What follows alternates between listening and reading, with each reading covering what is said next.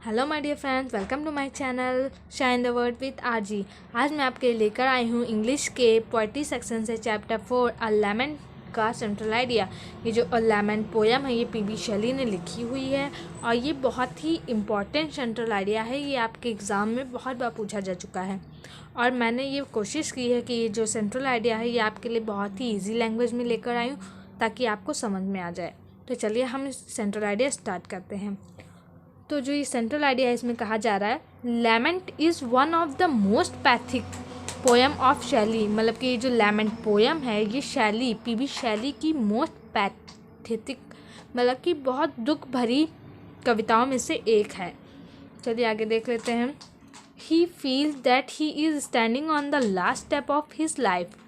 मतलब कि he feels PB Shelley जो थे उन्हें लग रहा था कि वो अपने जीवन के अंतिम पड़ाव पर खड़े हैं।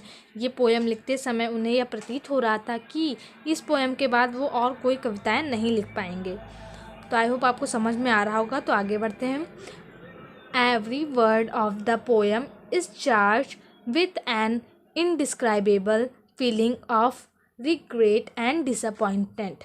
Every word of the poem मतलब कि जो कविता के प्रत्येक शब्द हैं वो भरे हुए हैं किस चीज़ से, इनडिस्क्राइबेबल। इसका मीन्स होता है अवर्णनीय भावनाएं। ऑफ मतलब कि उनकी जो कविताएं के प्रत्येक वर्ड हैं वो रिग्रेट का मीन्स होता है पश्चाताप और डिसअपॉइंटमेंट का मतलब होता है निराशा।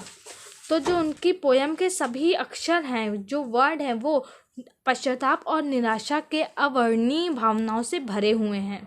तो आई होप आपको ये समझ में आ गया होगा। तो चलिए आगे बढ़ते हैं। ही looks on his past life with a फेंट heart.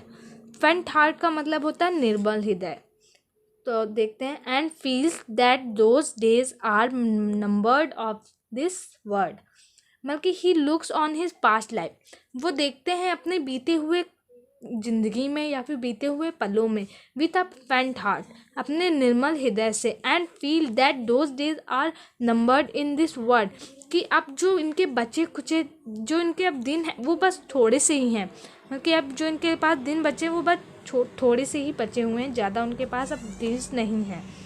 On his days and night are dull and joyless. मतलब कि नाउ जो इस समय प्रेजेंट टाइम में जो उनके पास दिन और रातें उनकी हैं वो एकदम डल मतलब नीरस हो गई हैं, आनंद रहित हो गई हैं। मतलब कि वो इस पोएम में ये कह रहे हैं कि प्रेजेंट टाइम में मतलब कि वर्तमान में जो मैं समय जी रहा हूँ, जो मेरी रातें और दिन कट रहे हैं वो बिल्कुल ही नीरस और आनंद रहित हैं। He is incapable of enjoying the beauties of nature. इसमें कहा रहे हैं कि जो वो हैं वो अब प्रकृति की सुंदरता का आनंद लेने के योग्य नहीं हैं। तो आई होप आपको ये सेंट्रल आइडिया समझ में आ गया होगा। ये बहुत ही इजी है और ये बहुत ही ज़्यादा पूछा जा सकता है। तो आप प्लीज़ अगर जो आपको मेरी ये वीडियो अच्छी लगी है तो इसे लाइक कर दीजिए, मेरे चैनल को सब्सक्राइब कर दीजिए और बेल आइकन को भी क्लिक कर दीजिए। Thank you.